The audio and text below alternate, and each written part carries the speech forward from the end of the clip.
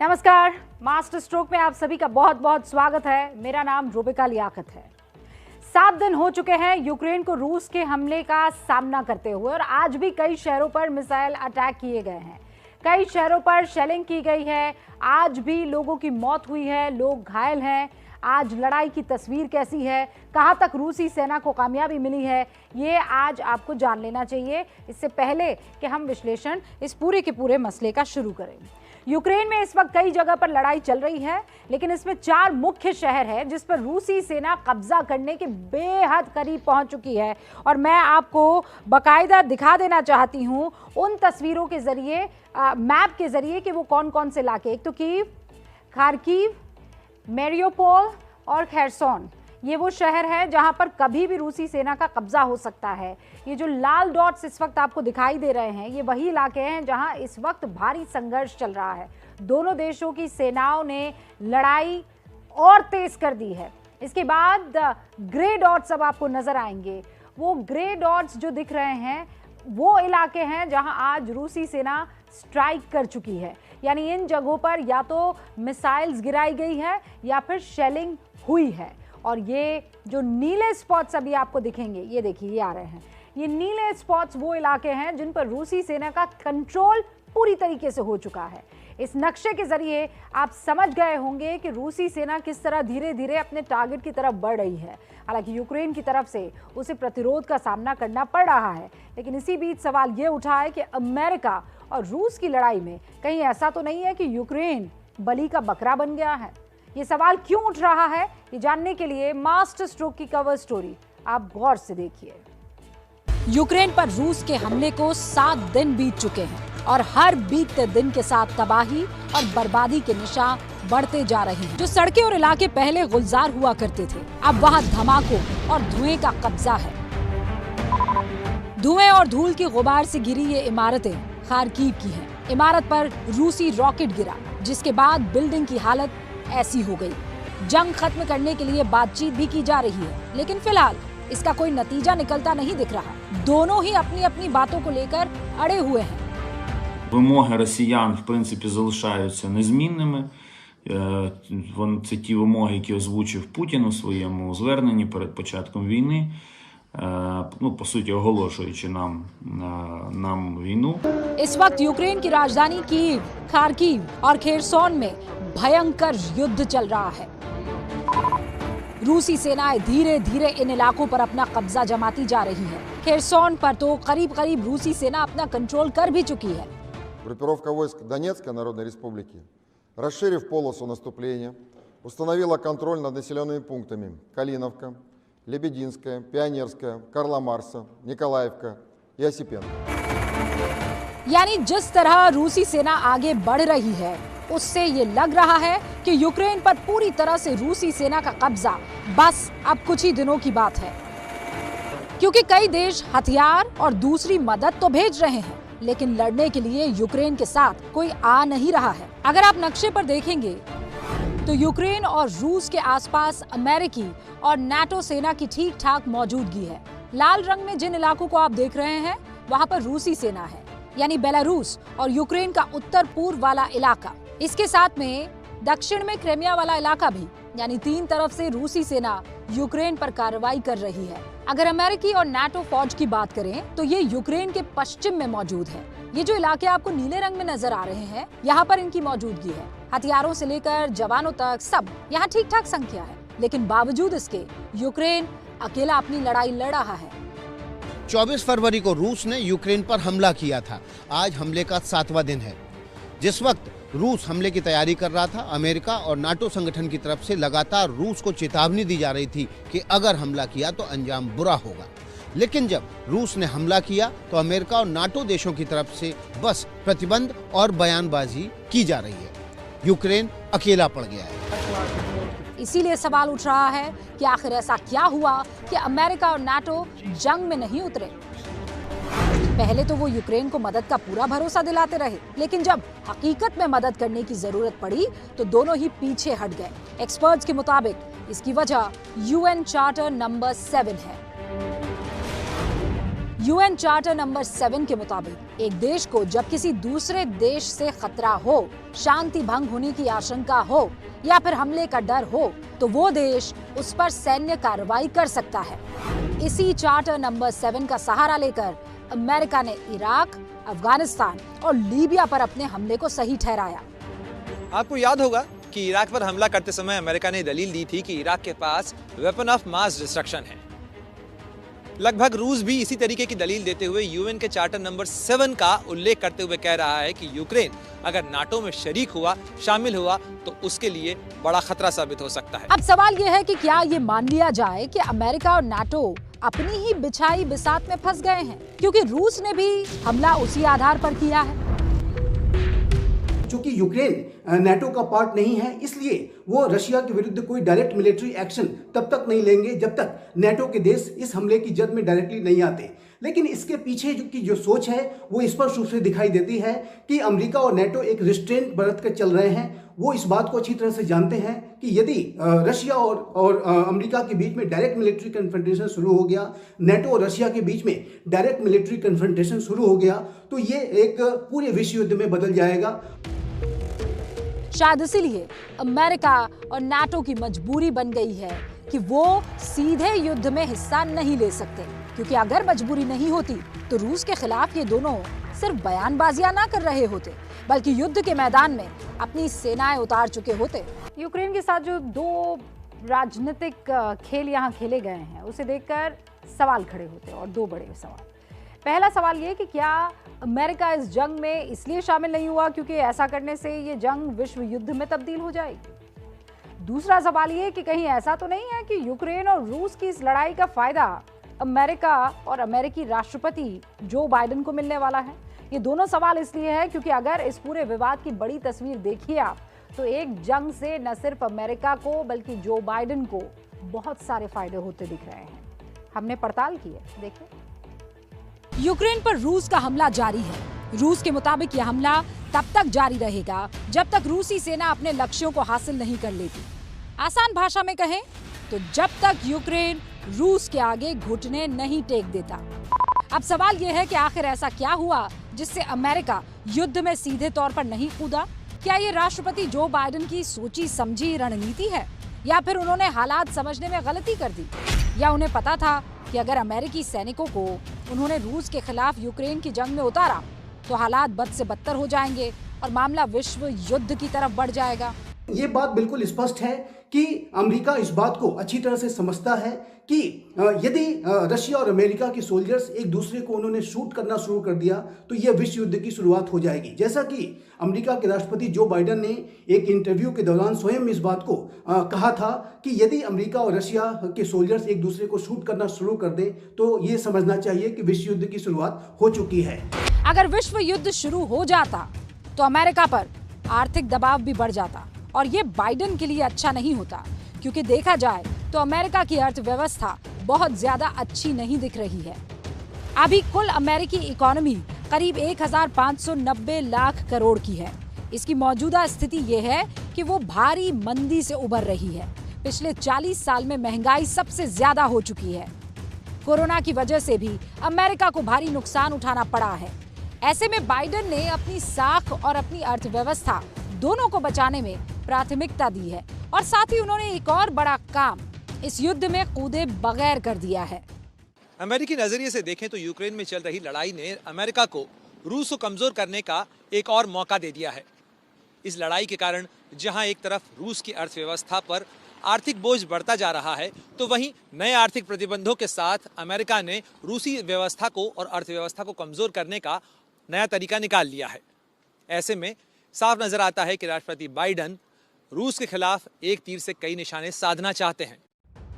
Biden ने पहले की लड़ाइयों से सबक लेने की कोशिश की है, क्योंकि इराक हो, अफगानिस्तान हो या दूसरी छोटी मोटी लड़ाइयां, उनमें अमेरिका ने बेतहाशा पैसे खर्च किए हैं और इस वक्त अमेरिकी अर्थव्यवस्था ऐसी नहीं है कि वो युद्ध के लिए एक बड़ा खर्च उठा पाए। अब तक की लड़ाइयों में अमेरिका करीब 603 लाख करोड़ की भारी भरकम रकम खर्च कर चुका है। अफगानिस्तान की लड़ाई में उसने करीब 173 लाख करोड़ खर्च किए। इराक जंग में अमेरिका ने करीब 158 लाख करोड़ रुपए खर्च किए और बाकी लड़ाइयों में करीब 272 लाख करोड़ रुपए खर्च किए। इसके साथ बाइडेन को इस यूक्रेन जंग से एक और फायदा हो सकता है। ये फायदा है हथियार बनाने वाली उनकी कंपनियों के जरिए। दुनिया में जब भी जंग होती है तो उसका सबसे ज्यादा फायदा अमेरिका को होता है। दुनिया में हथियारों का सबसे बड़ा एक्सपोर्टर अमेरिका है और इसलिए जंग के दौरान और जंग के बाद हथियारों की जबरदस्त मांग बढ़ जाती है। और जब हथियारों की मांग और डिमांड बढ़ेगी तो जाहिर तौर पर अमेरिका आर्थिक रूप से और ज्यादा मजबूत होगा। इसका अंदाजा आप इस बात से लगाइए कि दुनिया की हथियार बनाने वाली जो टॉप 5 कंपनीज हैं वो अमेरिकी हैं। पूरी दुनिया में अरबों डॉलर के हथियार ये कंपनियां बेचती हैं और इसका सीधा फायदा अमेरिका की अर्थव्यवस्था को होता है। आप जानकर हैरान हो जाएंगे, पूरी दुनिया में आर्म्स एक्सपोर्ट का जो कारोबार है उसमें 37% हिस्सा अमेरिकी कंपनियों के पास है। अमेरिकी कंपनियों के बनाए हथियार दुनिया के 96 देशों में बेचे जाते हैं। साल 2020 में अमेरिकी वेपन कंपनीज का कारोबार करीब 22 लाख करोड़ रुपए का था। यूक्रेन की जंग के बाद कम से कम यूरोप और नाटो देशों में तो हथियारों की मांग और ज्यादा बढ़ने ही वाली है। जर्मनी ऐलान कर चुका है कि वो अपने डिफेंस बजट को बढ़ाने जा रहा है। बाकी यूरोपीय देश भी अपनी अपनी सुरक्षा के लिए बजट को बढ़ाएंगे और इसका सीधा फायदा इन्हीं अमेरिकी कंपनियों को होगा। जाहिर है बाइडेन भी यूक्रेन जंग से होने वाले फायदों से अनजान तो नहीं होंगे। अमेरिका और रूस जैसी महाशक्तियों के टकराव की आंच अक्सर छोटे और कमजोर देशों पर पड़ती है, लेकिन इस बार इस टकराव से आंच नहीं बल्कि लपटें निकल रही हैं और झुलस यूक्रेन रहा है। यूक्रेन पर रूस के ताबड़तोड़ हमलों की जो तस्वीरें सामने आ रही है, उसके बाद रूस के राष्ट्रपति व्लादिमीर पुतिन पर युद्ध अपराध का मुकदमा चलाने की मांग हो रही है। ये मांग सबसे पहले यूक्रेन के राष्ट्रपति ने उठाई और अब बहुत से देश इसकी मांग कर रहे हैं। लेकिन इस मांग के साथ ही युद्ध अपराध से जुड़े बहुत से मामलों की फाइल खुल रही है और बहुत से सवाल खड़े हो रहे हैं। युद्ध अपराध से जुड़े मामलों पर उठ रहे सवालों की पड़ताल हम करेंगे, लेकिन पहले इस रिपोर्ट से समझिए कि रूस और यूक्रेन जंग में कैसे युद्ध अपराध का मामला उठा और ये युद्ध अपराध है क्या। यूक्रेन के खेरसोन शहर में रूस ने कब्जा कर लिया है। खार्किव में रूसी गोलाबारी में 4 नागरिकों की मौत हो गई है। ज़ायटोमिर में रूसी मिसाइल से मैटरनिटी हॉस्पिटल तबाह हो गया है। रिहायशी इमारत पर मौत बरसी है। यूक्रेन पर हमले के 7वें दिन ऐसी तस्वीरों की बाढ़ आ गई है जिनसे ये जाहिर होता है कि जंग की लपटें यूक्रेन के आम नागरिकों तक पहुंच चुकी है और जंग का दायरा रिहायशी इलाकों तक आ पहुंचा है। यूक्रेन के दावों और इन तस्वीरों के मुताबिक यूक्रेन की जंग में आम लोग शिकार बन रहे हैं। पहली तस्वीर यूक्रेन के ज़ायटोमिर के अस्पताल की है, जहां रूसी सेना ने अस्पताल को निशाना बनाकर हमला किया। दूसरी तस्वीर एरविन की है, जहां रिहायशी इमारत हमले का शिकार हुई और तीसरी तस्वीर खार्किव की है, जहां 4 नागरिकों की मौत की खबर है। यूक्रेन में ऐसी तस्वीरें लगातार आ रही है और यूक्रेन चीख कर ये कह रहा है कि रूस उसके देश में युद्ध अपराध यानी वॉर क्राइम को अंजाम दे रहा है। Держава, яка вчиняє воєнні злочини проти цивільних людей, не може бути членом Радбезу ООН. Такій державі треба закрити вхід до усіх портів, каналів, аеропортів світу. सिर्फ यूक्रेन ही नहीं बल्कि यूरोपीय देशों ने भी रूस के खिलाफ युद्ध अपराध के मामले शुरू करने की आवाज उठाई। Every civilian death, every war crime will be recorded and we will ensure that the perpetrators of these heinous crimes are held accountable and brought to justice. History has its eyes on us. Every legal avenue available will be used to hold the aggressor to account.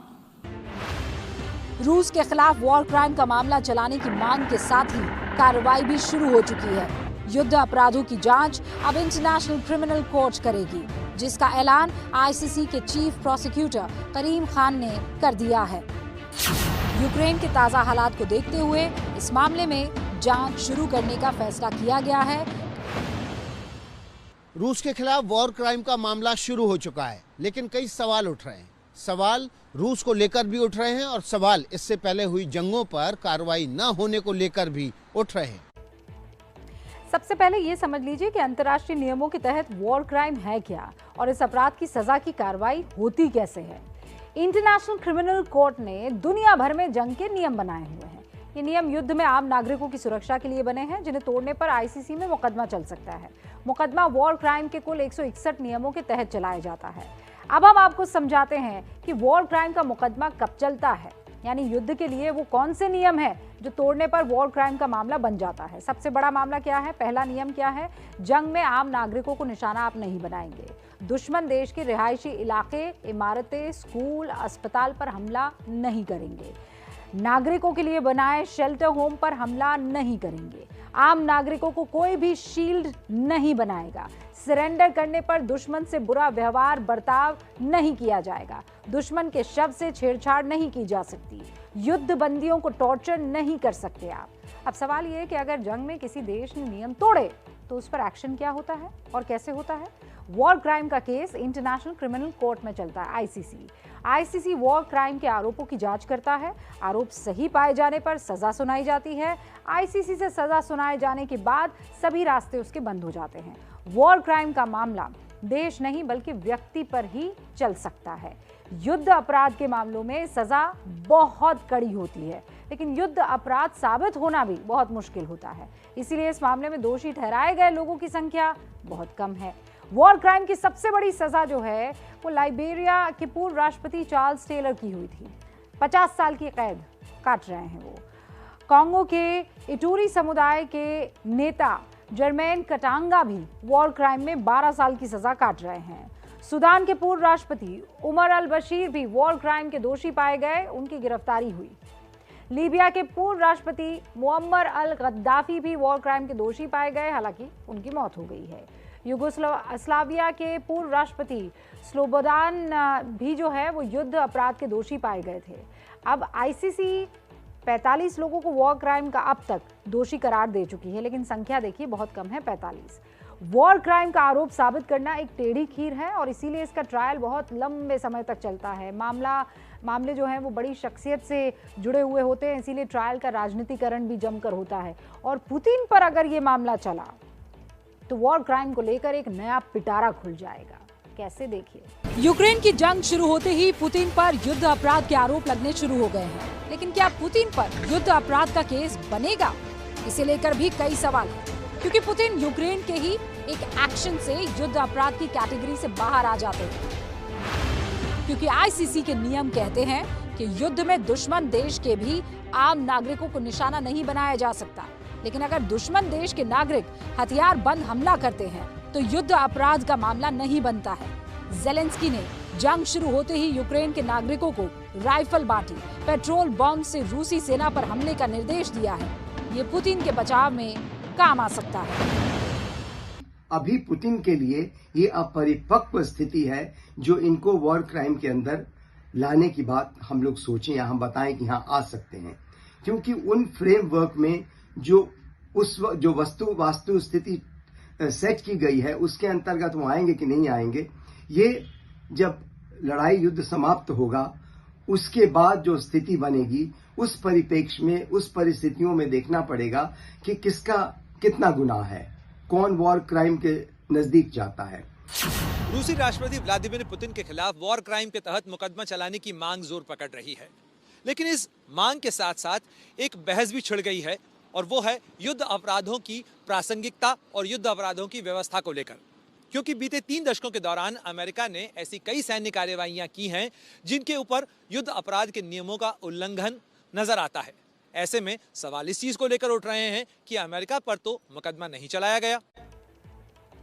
Ukraine पर रूस के हमलों के बाद भले ही युद्ध अपराध की जांच की प्रक्रिया शुरू हो चुकी हो या हो रही हो, लेकिन इससे युद्ध अपराध से जुड़े मामलों का पेंडोरा बॉक्स फिर से खुल गया है।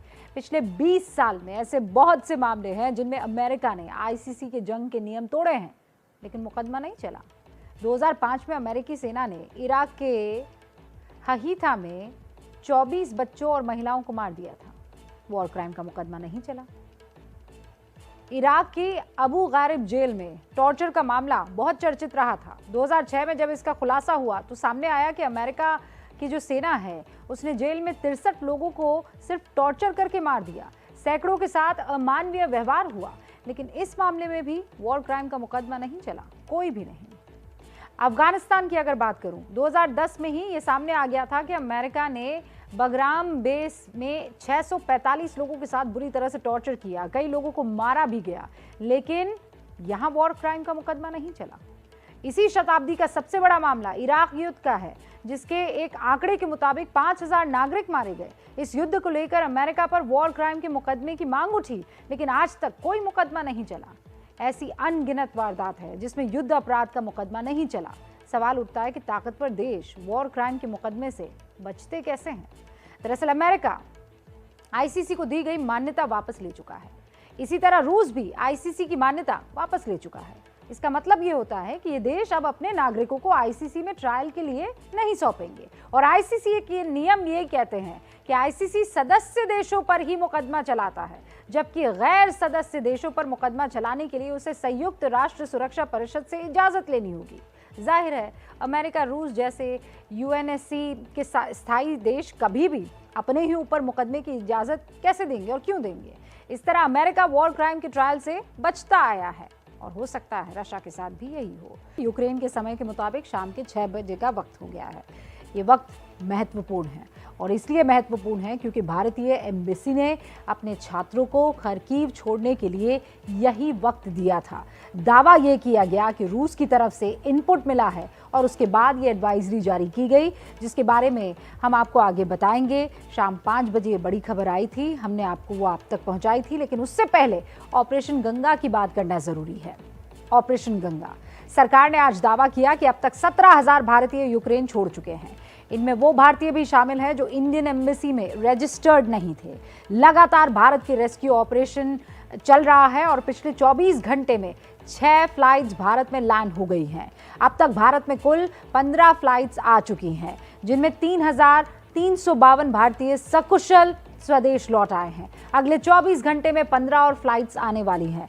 इसके अलावा भारतीय एयरफोर्स का C-17 एयरक्राफ्ट भी देर रात बुकारेस्ट से दिल्ली आ रहा है। कुल मिलाकर भारत ने ऑपरेशन गंगा में पूरी ताकत झोंकी हुई है। 4 मंत्री यूक्रेन के पड़ोसी देशों में इस ऑपरेशन की कमान संभाले हुए हैं। आप इस रिपोर्ट को देखिए।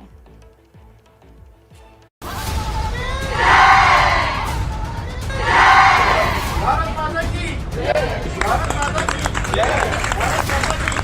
भारत माता की, भारत माता की, भारत माता की, भारत माता की, भारत माता की।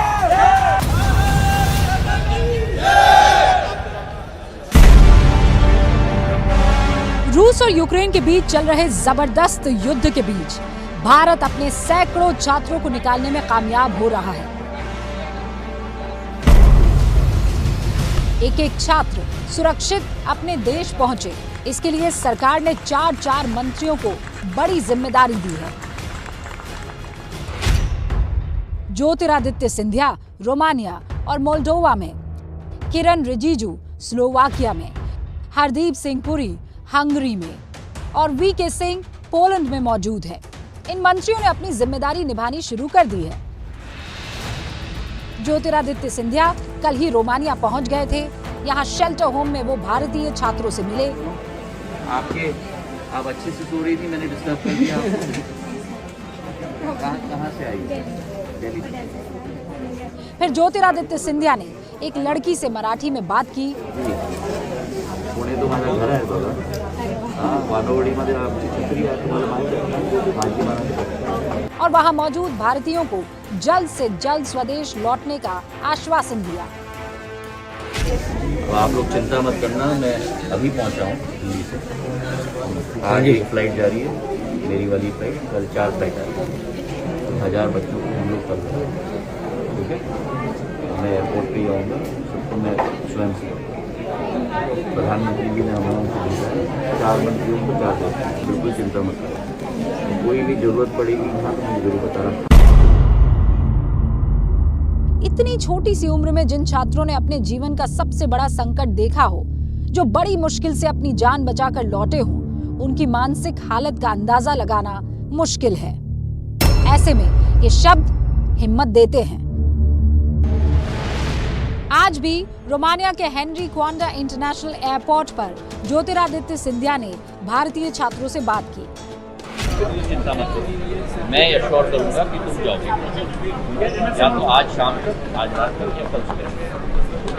मैं नहीं हटने वाला हूँ यहाँ से जब तक मैं तुम जैसे मेरे हरीफ भाई को नहीं मिलूं, ठीक है? बिल्कुल चिंता मत करना, अपने सभी दोस्तों को कहना तो आखिरी व्यक्ति नहीं जाएगा। प्रधानमंत्री ने कहा है कि यहाँ से हम लोग देखेंगे, सब लोग रवाना। ये वीडियो भी बुकारेस्ट का है। ये भारतीय छात्रा सृष्टि है जिसके पैर में लिगामेंट इंजरी है। ज्योतिरादित्य सिंधिया को जब ये पता लगा तो उन्होंने सृष्टि का हाथ पकड़कर उसे पहली सीट पर बिठाया और बगल में बैठी दूसरी लड़की को उसका ध्यान रखने के लिए कहा।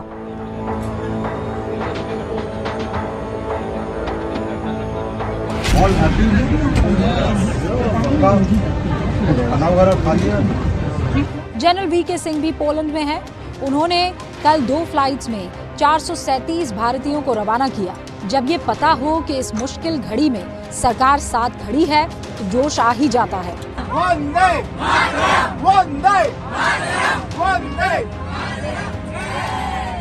Wish you all the best and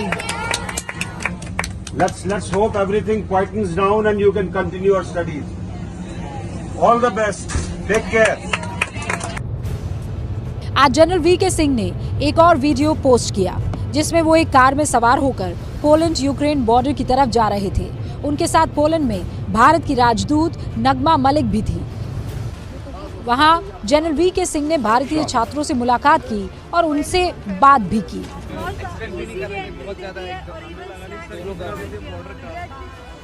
इसी तरह केंद्रीय मंत्री हरदीप सिंह पुरी को हंगरी भेजा गया है।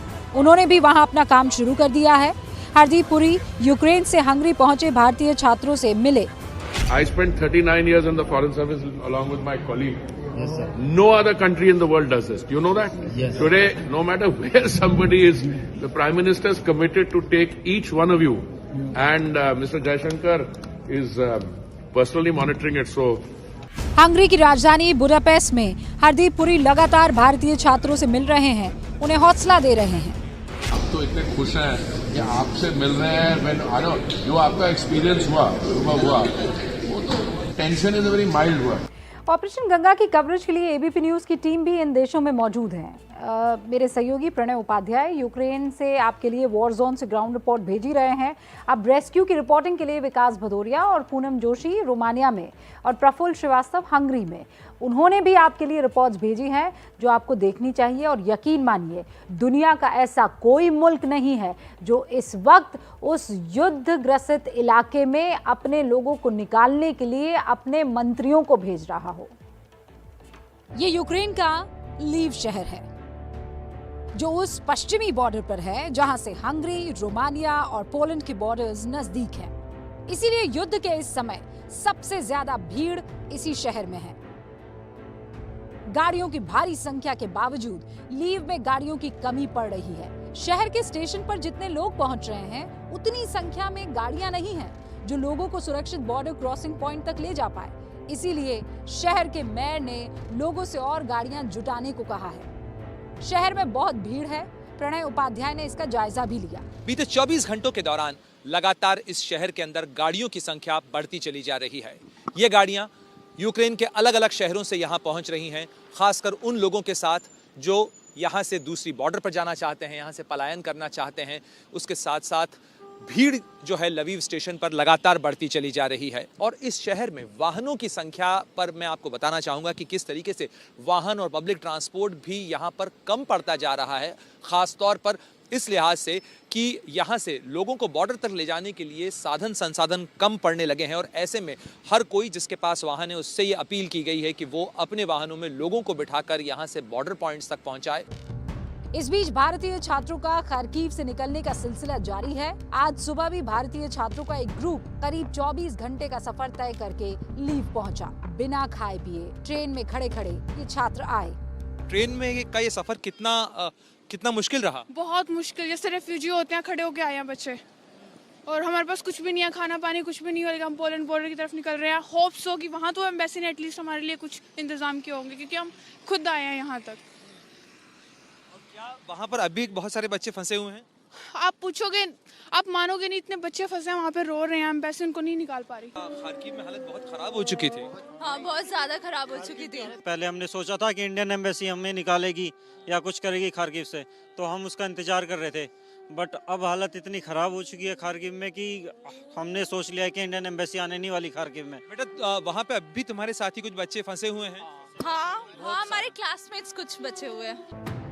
आज ही यूक्रेन में मौजूद भारतीय एम्बेसी की तरफ से सभी भारतीयों को खार्किव छोड़ने को कह दिया गया है। ये नई एडवाइजरी जारी की गई है जिसमें यूक्रेनियन टाइम के हिसाब से शाम 6 बजे तक खार्किव छोड़ देने के लिए कह दिया गया है, जो भारतीय समय अनुसार 9:30 बजे होगा। Advisory that has just been issued by our embassy a little while ago and also by us on the need for our nationals to leave Kharkiv immediately is on the basis of information received from Russia. We would urge all our nationals to leave Kharkiv immediately to the safe zones or further westwards using any means available, including on foot, and keeping safety in mind. लेकिन इन हालात में भारतीय छात्रों के लिए Kharkiv से निकलना खतरनाक क्यों है, ये जरा आप मैप से समझिए। हमने कल भी आपको ये दिखाया था। नई एडवाइजरी के मद्देनजर एक बार फिर से इस इलाके की भौगोलिक स्थिति को समझ लीजिए। यह है खार्किव, जो रूस बॉर्डर से काफी नजदीक है, जबकि भारत सरकार की तरफ से अपने नागरिकों को निकालने के लिए जो इंतजाम किए गए हैं वो रोमानिया, हंगरी और पोलैंड बॉर्डर की तरफ है, जो यूक्रेन के एकदम पश्चिमी हिस्से की तरफ है। अब अगर इन छात्रों को खार्किव से पश्चिमी हिस्से पर बने लीव की तरफ आना है तो उन्हें करीब 1000 किलोमीटर की दूरी तय करनी होगी, और युद्ध के इन हालात में 1000 किलोमीटर की दूरी बहुत ज्यादा होती है। इसीलिए भारतीयों के लिए खार्किव से लीव पहुंचने में बहुत दिक्कतें हैं। और ये सब बताते हुए इस बात को ख्याल हम रख रहे हैं कि वो वॉर जोन है। लौटेंगे जल्दी।